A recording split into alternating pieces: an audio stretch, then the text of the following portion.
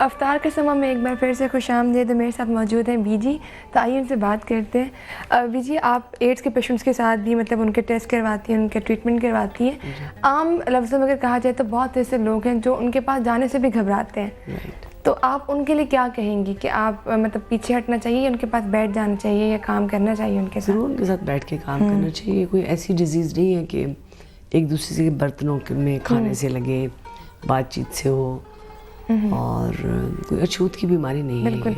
अच्छा, ये भी कहा जाता है कि नहीं, हम लोग इनके पास नहीं, क्योंकि एज कम हो जाती है, या हम लोगों का ये कि जो हो रहा होता रहे। तो आप क्या सोच के मतलब इनके पास गई थी कि मुझे एड्स पेशेंट्स के लिए कुछ करना है? एक्चुअली जब कोई फ़ोन मुझे आ जाता है तो मैं समझती हूँ कि शायद खुदा ताला ने मेरी इस पे ड्यूटी लगाई है। अच्छा। जैसे कल परसों मुझे एक फ़ोन आया, एक गरीब आदमी था, हॉस्पिटल के बाहर से वो सिरिंजेस उठाता था, पैक करता था।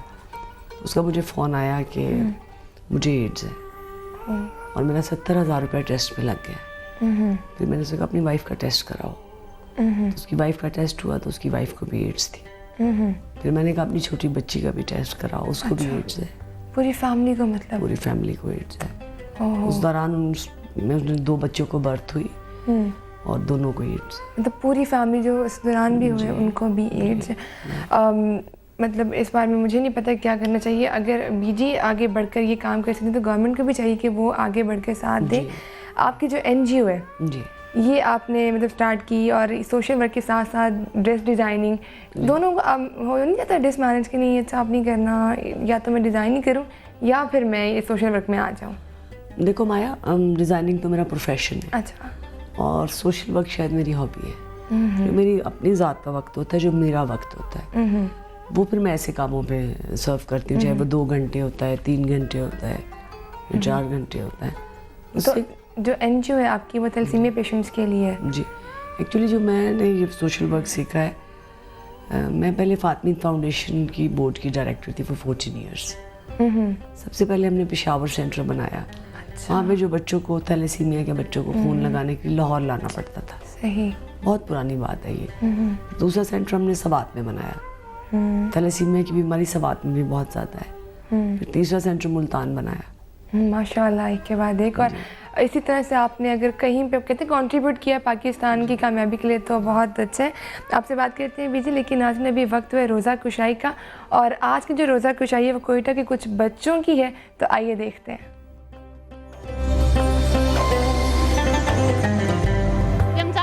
के बाबरकत महीने में जब बच्चे रोज़े रखते हैं तो वालिदैन से ढेरों फरमाइशें करते हैं, अम्मी ये पका दो, अब्बू बाजार से ये लाना या वो लाना, और वालिदैन भी बच्चों की फरमाइश पूरी करने की हर मुमकिन कोशिश करते हैं। लेकिन बहुत से बच्चे ऐसे भी हैं जिनकी ख्वाहिशात पूरी करने वाला कोई नहीं, लेकिन फिर भी माह रमज़ान के रोज़े वो बड़े जज्बे और एहतराम के साथ रख रहे हैं। इस वक्त मैं यतीम बच्चों के एक इदारे में मौजूद हूँ और यहाँ पर इन बच्चों से बात करते हैं और जानते हैं कि इनका रोज़ा कैसा गुजर रहा है। आइए देखते हैं।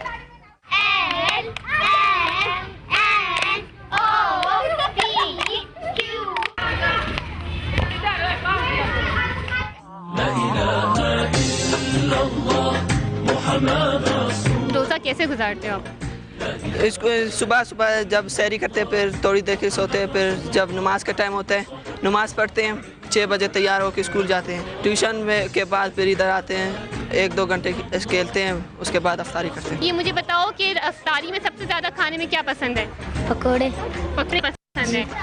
जी नाज़रीन, यहाँ पे हमने थोड़े से बच्चों से बात की है और उन्होंने बताया कि उनका रोज़ा जो है वो किस तरह से यहाँ पे गुजारते हैं। यहाँ पे इस यतीम खाने की जो है वो इंचार्ज यहाँ पे मौजूद है, उनसे बात करते हैं कि यहाँ पे कितने बच्चे मौजूद हैं और वो कैसे सहरी और अफ्तारी जो है वो किस तरह से करते हैं। हमारे पास 72 बच्चा है अभी तक, तो ये मुख्तलिफ इलाकों से हैं, सारे बलूचिस्तान के बच्चे हैं। हम इनकी हर ख्वाहिश पूरी कर देते हैं।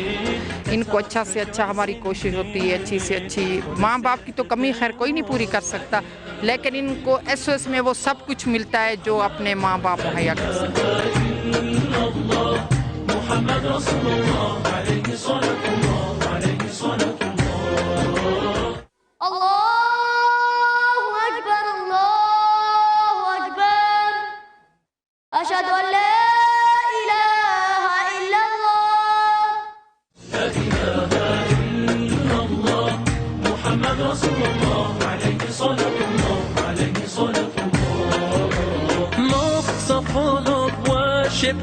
and road straight and neat. Their Lord they remember, His name they repeat. Their hands are raised to the sky, they supplicate and plead. ये बताओ कि यहाँ पे आप क्या करती हो जब आपने रोज़ा रखा हुआ है, कैसे दिन गुजारती हो?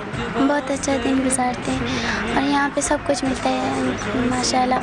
यहाँ पे बहुत अच्छा है। खुश हो आप? जी रोज़ा रखने का मज़ा आता है यहाँ पे? और दोस्त आपकी बनी है यहाँ पर? जी दोस्त बनी और रोज़ा रखने में मज़ा आती है।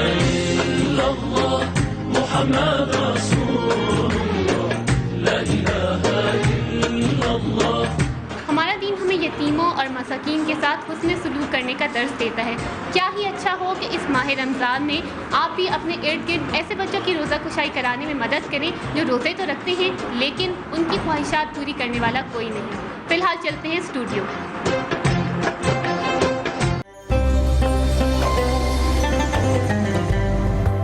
जी तो नाज़रीन, आप लोगों ने देखा कि वहाँ के जो बच्चे हैं कोयटा के, उन्होंने मिलजुल कर रोज़ा इफ्तार किया। क्या याद आया बीजी आपको क्या देख के? अच्छा, आपको पहले रोज़ा याद है अपना? हाँ मुझे याद है बचपन का अपना पहला। पूरा रखा था आपने कि खा लिया था बस? नहीं, पूरा रखा था और मुझे याद है कि मैंने बिस्मिल्लाह का कुरान पाक भी ख़त्म किया था। सारा दिन में बिस्मिल्लाह बिस्मिल्लाह बिस्मिल्लाह उसमें पढ़ती रही। माशाअल्लाह। अभी कहा जाता है कि हमारी इस फील्ड में भी, इंडस्ट्री में भी, कि जो लोग आते हैं आप जैसे, वो मेरे ख्याल में अपनी औलाद को नहीं आने देते। जी। तो क्या आपने भी इसी तरह कहा है कि नहीं मेरी औलाद कोई और काम कर ले, मैं ये कर रही हूँ? नहीं, मेरी बेटी मेरे साथ यही काम कर रही है। अच्छा माशाअल्लाह। और वो बाहर से फैशन पढ़ के आई है और मेरे साथ पिछले 15 साल से she is my student. That's great. मतलब उनको घर में पूरे अपना कहते हैं स्कूल मिल गया था।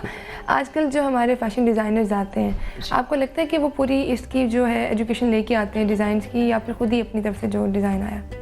मैं एजुकेशन तो लेके आते हैं लेकिन मैं समझती हूँ ये हमारा काम जो है वो प्रैक्टिस का काम, प्रैक्टिकल है। आपको करने से ज़्यादा आपको पता चलता रहता जी। है। कभी आपसे आपके जूनियर ने कभी कुछ टिप्स ली कि आप मुझे बताएं? बहुत सारे।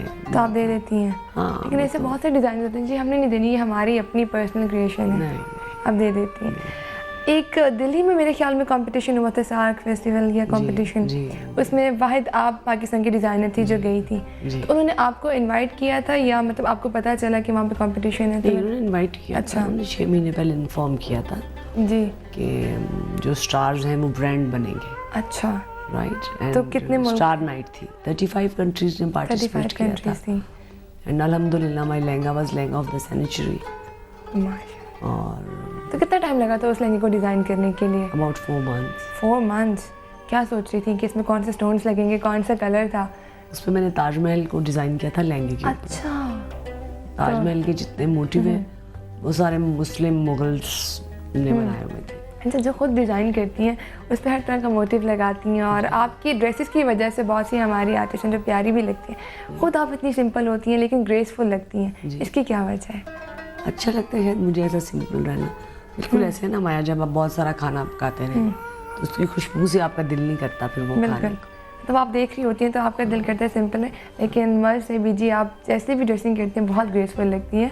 नाज़रीन, अभी वक्त है रोज़ा और सेहत का, तो देखते हैं कि आज डॉक्टर साहब हमें मेंटेन रहने के लिए कौन सी टिप देते हैं।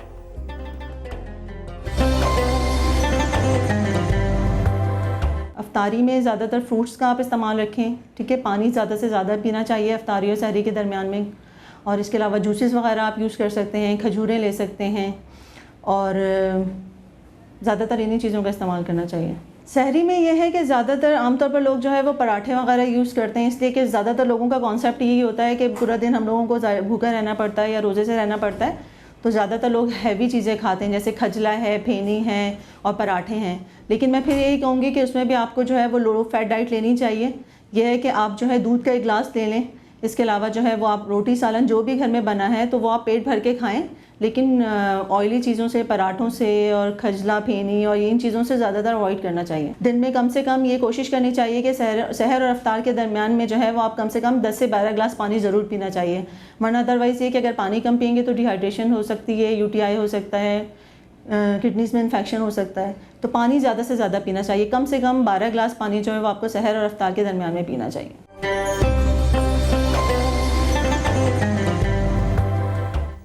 जी, तो नाज़रीन आप लोगों ने देखा कि हमें डॉक्टर साहिबा ने मेंटेन रहने के लिए यही कहा कि जी ऑयली या फ्राइड चीज़ें नहीं खानी। आप भी यही कहेंगी कि फ्राइड चीज़ें नहीं खानी चाहिए। आप जब कोई ड्रेस डिज़ाइन करती हैं तो कोई मॉडल आपके माइंड में होती है कि मैं इस मॉडल के लिए ड्रेस डिज़ाइन करती हूँ, या रैंडमली चूज़ किया और अपना शूट किया? नहीं, रैंडमली चूज़ किया और अपना शूट किया।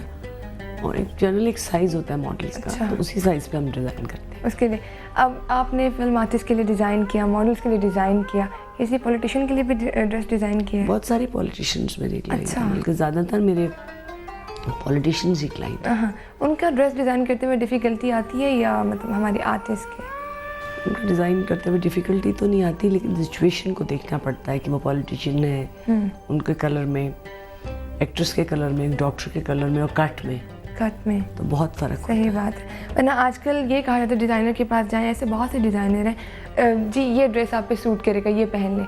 लेकिन बीजी एक ऐसी डिज़ाइनर है जो पर्सनालिटी देख के परसीव करती हैं और फिर उनके लिए ड्रेस डिज़ाइन करती हैं। अब कौन सी ऐसी पॉलिटिशियन है, अभी मैंने आर्टिस्ट का पूछा, पॉलिटिशियन ऐसी कौन सी हैं जिनके लिए आप ड्रेस डिज़ाइन करती हैं और बहुत मुश्किल होता है, आपको बहुत टफ टाइम देती हैं वो? अच्छा, नहीं, पॉलिटिशियन जनरली बहुत सिंपल लोग होते हैं और कोई टफ टाइम नहीं देते आपको।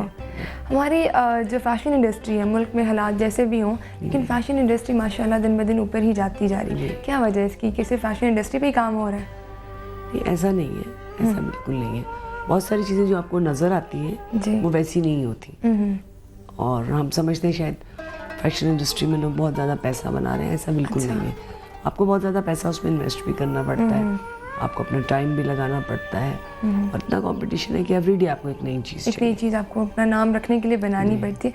कहते हैं फैशन रिवाइज होता है 30 साल के बाद, 10 साल के बाद, 15 ईयर्स के बाद, 50 years 50 ईयर्स के बाद।